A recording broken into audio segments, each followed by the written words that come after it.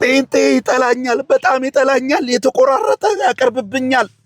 ጴንጤ ፈጽሞ ሰው አይጠላም። እችን ሙሉዋን ስሙና ከዛ በኋላ አወራበታለሁ። እስኪ ዛሬ የተቆራረጠ ያለው ሙሉ እንስማ። ይሄ ነገር ተመልከቱ። ኢየሱስና አለመሰላችሁ ለሰው ልጅ በምድር ላይ ኃጢአት ማስተሰረይ እንደሚችል አታውቁም? ምን አላቸው? የሰው ልጅ ብሎ እግዚአብሔር አለ እንዴ? የሰው ልጅ ከተባለ ኃይሉ ዮሐንስን ያጠቃልላል።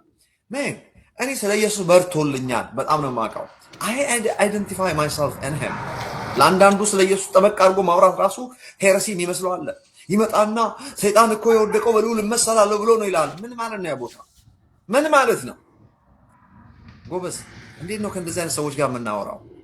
ሰይጣን እግዚአብሔርን ጠጋ በልልኝ እኔ አጠገብ ልቀመጥ ካንተ አላንስም ያለ እኮ ነው የሚመስላቸው።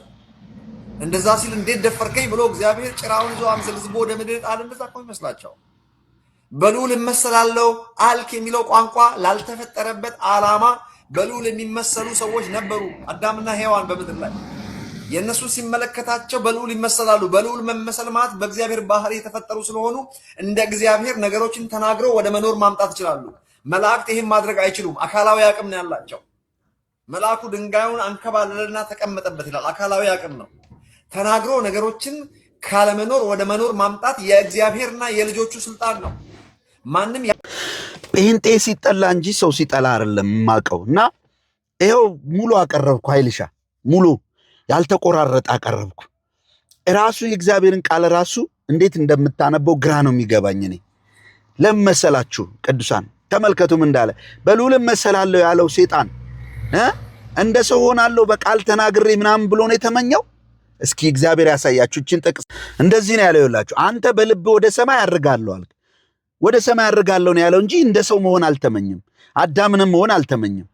ዙፋኔንም አለ ከእግዚአብሔር ከዋክብት በላይ ከፍ ከፍ አደርጋለሁ። በሰሜን ዳርቻ በመሰብሰቢያ ተራራ ላይ እቀመጣለሁ። ከደመናዎች ከፍታ በላይ አድርጋለሁ። በልዑልም እመሰላለሁ አልክ ይላል።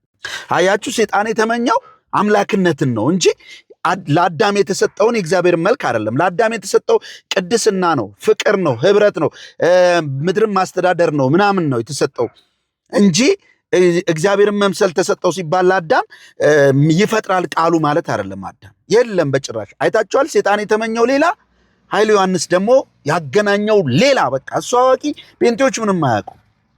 አዮ ጥፋት የቱ ጋር እንደሆነ ተመልከት።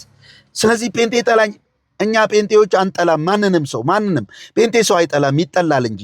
ነገር ግን ሐሰት ከሆነ ከደረስንበት ያን ትምህርት እንጠለዋለን። አይሄት እሱ ብቻ አይደለም። ሌላው ምን አልክ? እንፈጥራለን አልክ። የቱ ጋር ነው ያለው መፍጠር? የሰው ልጅ የቱ ጋር ነው ሲፈጥር ያየው? የቱ ጋር ነው ሲፈጥር ያየው? ኃጢአትን ይቅር እንላለን አልክ። የቱ ጋር? አይ ኢየሱስ ብሏል አንድ አይነት ነን። የሰው ልጅ ብሎ አምላክ የለም አልክ። አየው በብቸኝነት የሰው ልጅ የሚመስለው ለዘመናት ወደ ሸመገለው መጣ የተባለ በዳንኤል ላይ እንዲሁም የሰው ልጅ በሰማይ የሚኖር እርሱ ነው፣ ከሰማይ ከወረደው በቀር ወደ ሰማይ የወጣም የለም ብሎ በሁሉ ቦታ መገኘቱን የሰው ልጅ ብሎ ራሱን የሚጠራው አምላክ ነው። ስለዚህ የሰው ልጅ ስንለይ ክርስቶስ አምላክን እየጠራን ነው። አምላካችንን ነው የሰው ልጅ የምንለው።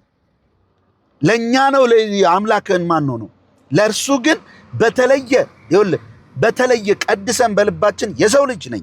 የሰው ልጅ ይመጣል ከሰማይ ሁሉ ያዩታል። በዓለም ዙሪያ ያሉ ሁሉ የሚመጣው የሰው ልጅ ነው። ያ የሰው ልጅ ግን አምላካችን ይመጣል አምላካችን ተብሏል። የሰው ልጅ ወደ ሰማይ አድርጓል፣ ግን አምላክ በእልልታ አረገ በመለከት ድምፅ ተብሏል። ክርስቶስን ከኛ ጋር እኩል አታድርገው ኃይሉ ዮሐንስ። እንዴ ለምንድን ነው እዚህ በጣም ሴጣን ብቻ የሚመኘውን መመኘት ያማረ? እኔ በታወራኝ ደስ ይለኛል እኮ ነው። አሁን ትጠላኛለህ የተቆረጠ እንዳትል ያው ሙሉ አቅርቤልሃለሁ። እንግዲህ ምን እንደምትል አላውቅም። ለማንኛውም ጴንጤ ሰው አይጠላም፣ ጴንጤ ይጠላል። ጴንጤ ሰው አይገፋም፣ ጴንጤ ይገፋል። ጴንጤ ነው ያልኩት እንጂ ሐሰተኞቹን የሐሰተኛ ተከታይን አያካትትም።